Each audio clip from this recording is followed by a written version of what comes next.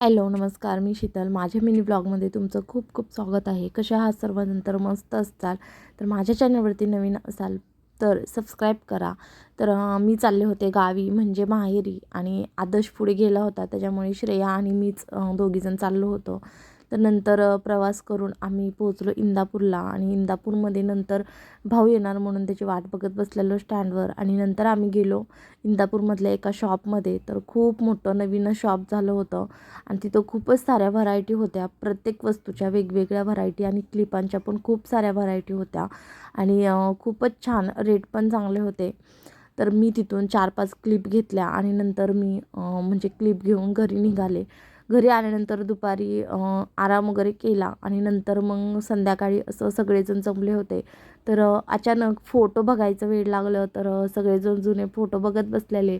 तरी ते श्रेया आणि आदर्श बघा लहानपणीचे माझे फोटो बघून कसे हसत होते, "तू कशी दिसती, कशी आहे?" म्हणून असं.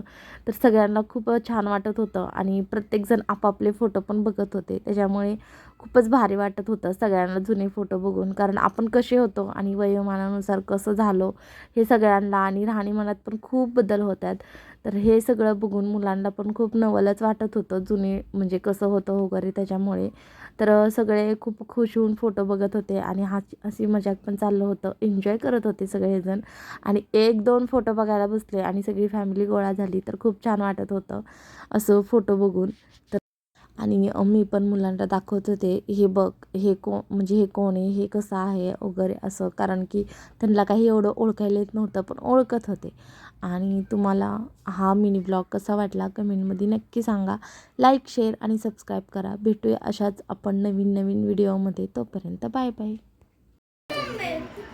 बारशाला